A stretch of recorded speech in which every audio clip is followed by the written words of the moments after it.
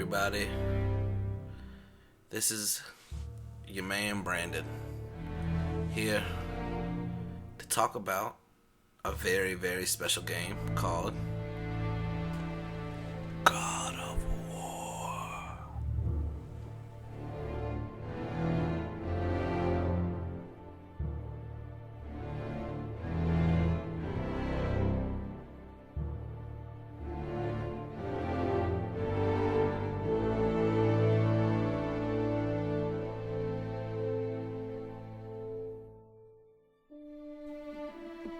So, nobody knows me. Fair. First video. Understood.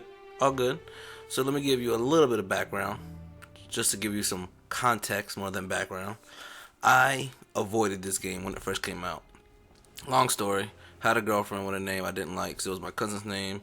Looked up some goddess names, because I wanted to be, special. Gave her Freya, because I'm a psychic, I guess. We break up. This game comes out. And all I'm hearing is Freya. So I'm like, okay, fate has made it so that I will never play this game. That's fair. That's fine. I'm not supposed to play every game. And then, time went on. Wounds heal. I get the game. Well, I don't even get the game. I get PlayStation Now, which has the game on it. Right? So, I play the game. And I started around 11 p.m. is when I got the game, downloaded, and I was playing it. Excuse me. And I played it till about 2 p.m. the next day. And I'm not being braggadocious. I'm not, trying to say, look at me, my gamer time. I'm saying I was immediately enveloped in this game in a way that maybe Skyrim has, gave me this experience where I just want to dedicate a bunch of time, bunch of research, bunch of just exploration time. The main story alone that's all I did. When I did my 14 hours, I did no side quest, no exploration, excuse me. I really just tried to just do the story. Just get the story done, because there was only a couple days left on the PlayStation Now. I was going to get yeeted. So I was like, okay, gotcha. Let me just burn through this. And I'll try to ignore the Freya shit, because I'm alright now. And then I'll just move on with my life. But I was stuck. Because when I was done playing the game, I actually avoided most of the spoilers. So when I was done, I was just driven insane with curiosity and wonderment. I had no idea that the game would be so much of, I don't want to say the game I needed. It's like Batman. It's not the game I deserved, but it's the game I fucking really wanted. You know what I mean? So I really, really, really was digging that. And I was really feeling the path and the emotions and spoilers. I mean, 2 years later, literally 2020. So when there's a part when your boy is unconscious from a fucking Jimmy, and you have to carry him, and there's no cuts, there's no fast travel. You have to carry him and put him in the boat unconscious, and you have to watch as you row, and you have to go up this long elevator, and your character's pacing, and you're wondering well, what's gonna happen? And just every beat was on point. Every single time I thought okay, all right, come on, something happened. It was right at my expectation, and then it would blast it away. It would just completely obliterate anything I thought was, I don't want to say possible, but likely. Does that make sense? You know what I'm saying? So, I play the game all the way through. I go to bed. I wake up. I have an urge to replay it. Because I didn't play it when there was no New Game Plus. So I see New Game Plus, so I'm like, I like the New Game Plus situation. Start with the gear I ended with, you know what I'm saying? So I do that, and I play it again. And the second time, I am more mind blown than I was the first time I played it. Just the little things that I actually explored this time, and I probably spent 14 hours exploring on its own this time. And that wasn't near enough, trust me. And as I was doing it, I was feeling I can't even. It was insane. I'm a gamer, okay? I'm a gamer. You know what I'm saying? Like, that's what I do. That is my media. That's my intake. I don't watch shows. I don't watch movies anymore. I'm a gamer. Gaming is the game. You know what I'm saying? So, when I played this game, and it makes me feel unlike any other game that I've played, that's interesting. That's very unusual, and it's very provoking. So, I, of course, being the do nothing that I am, I looked up a couple videos of just anything, God of War, please, is pretty much what I was Googling. And then I see this Corey Barlog guy, and I'm like, who is this man, God of War man? Then I find out this man is the lead director for God of War 1, and lead animator for God of War 1, and all the God of War, Chains of Olympus, Ascension, all those games. Director for God of War 2, 3, and 4. And plans on being the director for at least the 5th, if not also 6th game.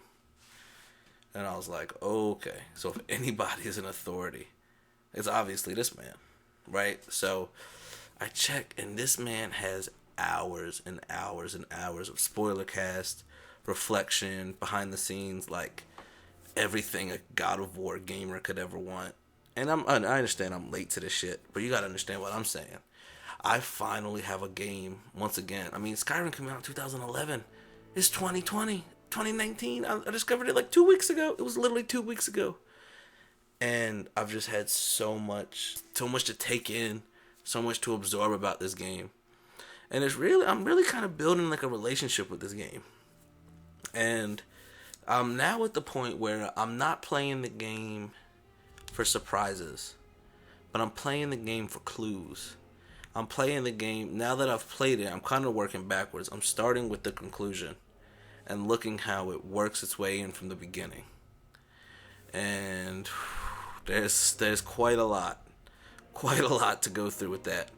It's just the amount of work they put into this game is phenomenal. But okay, we're good. 7 minutes, 7.5. Let's keep it rolling. I have a couple things I want to do with this game. The first thing I want to do is I want to make a video completely dedicated to me asking questions that nobody else has asked to the director. I understand nobody will hear it. It's just it's a thing. It's a fun thing. Some things being like, how did Faye die? I understand he won't tell you because it's a big thing later. But nobody's even asked him. Nobody's even gotten the reaction. Nobody's gotten anything. No, I'm not going to reveal all of them because it's going to be a full video. But certain things like that are making me really wonder how much more we could get out of this guy. I don't want to get spoilers because, like I said, I love this game. I don't want to just know what happens. That ruins the experience. But I like, the fact that, like, in a couple of the interviews, he dropped the bomb that all the all the visual language in the game is made by Faye. All the marks on all the things, all the ledges, all the drops, all the bumps, all the everything. Any mark is made by Faye. That's beautiful. That is fucking beautiful. I need things like that because that doesn't ruin the story. It broadens the story. It brightens it up. It enlightens me more about what I have to come. So I want to make a video like that for sure. I have a couple theories. God of War theories are very popular. I think the cross between the history of God of War and hoping that in some way it repeats itself, which I don't think it will. The mythology is actually real mythology. Kratos isn't real, I understand that. But, I mean, Balder's real, Loki's real, Odin's real, like they're, all the Greek gods, they were like, they're not making up the mythology, they're building off of it. And staying loyal to some, Balder dying to mistletoe, things like that. Obviously, it's not exactly how it happened in the myth, which is Loki tricks Balder's blind brother to throw a mistletoe spear, which I think is the dumbest thing I've ever heard in my fucking life. That's so stupid. If I'm blind, I'm not God, so I can't be dumb. I guess I could. But if I'm blind, and my brother is invulnerable to all threats, physical or magic, as Mimir would say, and I know that is true to everything except mistletoe. There's no way I don't know that. Loki knew that. I would have to know that. And this literal memester god comes to me and he's like, "Hey Brohim, throw this mistletoe spear real quick." Like, maybe he didn't tell him it was mistletoe, but why when Loki says, "Hey, throw this," why would you do it? Anyway, so there's a couple of things like that I want to do, but this is mainly just an introduction to the channel, introduction to anybody who wants to hear a interesting perspective. Because I'm not on the train with everybody else. One thing I think is that I think there's a very strong possibility that the mural, whatever, I don't know, the things on the wall, you know what I'm talking about, the prophecies. I think that it's very possible who they portray with Kratos, which would obviously be Atreus, is not the same person who they portray later. Now I understand Loki, that's Loki, World Serpent, his boy. Kratos died, World Serpent, I understand.